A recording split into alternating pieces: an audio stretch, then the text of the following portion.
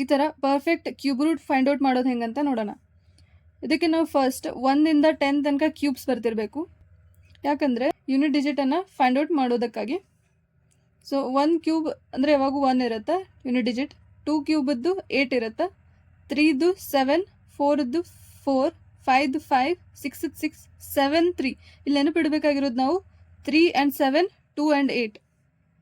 8ದ್ದು 2, 9ದು 9 ಇರುತ್ತೆ, 9ದು 9 ಇರುತ್ತೆ, 6ದು 6 and 5ದು 5 and 4ದು 4.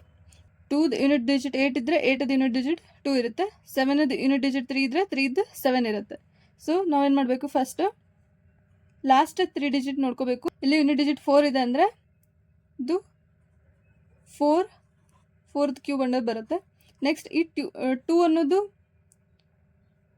1 cube ಅಂದರೆ 1 ಕ್ಯೂಬ್ ಮತ್ತು 2 ಕ್ಯೂಬ್ ನಡುವೆ ಬರುತ್ತೆ. ಬಟ್ ನಾವಿಲ್ಲೇನು ತೊಗೋತೀವಿ, ಸ್ಮಾಲ್ ನಂಬರ್ ತೊಗೋತೀವಿ, 1. ಇದರ ಆನ್ಸರ್ ಆಗುತ್ತೆ 14. ನೆಕ್ಸ್ಟ್ ಸೇಮ್ 6 ಅಂದರೆ ಯೂನಿಟ್ ಡಿಜಿಟ್ 6 ಬರುತ್ತೆ. 3 ಅಂದರೆ ಇದು 1 ಕ್ಯೂಬ್ ಮತ್ತು 2 ಕ್ಯೂಬ್ ಮಧ್ಯೆ ಬರುತ್ತೆ. 2 ಕ್ಯೂಬ್ ಅಂದರೆ 8 ಆಗುತ್ತೆ, ಬಟ್ ನಾವು ಸ್ಮಾಲ್ ನಂಬರ್ ತೊಗೋಬೇಕು, 16. ನೆಕ್ಸ್ಟ್ ಸೇಮ್ 5 ಅಂದರೆ 5 ಯೂನಿಟ್ ಡಿಜಿಟ್. 91 ಅನ್ನೋದು 4 ಕ್ಯೂಬ್ ಮತ್ತು 5 ಕ್ಯೂಬ್ ಮಧ್ಯೆ ಬರುತ್ತೆ.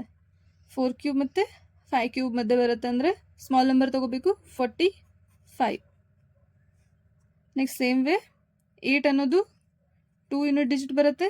551 ಅನ್ನೋದು 8 ಕ್ಯೂಬ್ ಮತ್ತು 9 ಕ್ಯೂಬ್ ಮಧ್ಯೆ ಬರುತ್ತೆ. 8 ಕ್ಯೂಬ್ ಆ್ಯಂಡ್ 9 ಕ್ಯೂಬ್ ಮಧ್ಯೆ ಅಂದರೆ ನಾವು ಸ್ಮಾಲ್ ನಂಬರ್ ತೊಗೋತೀವಿ, 82. ಇದರ ಆನ್ಸರ್ ಆಗುತ್ತೆ.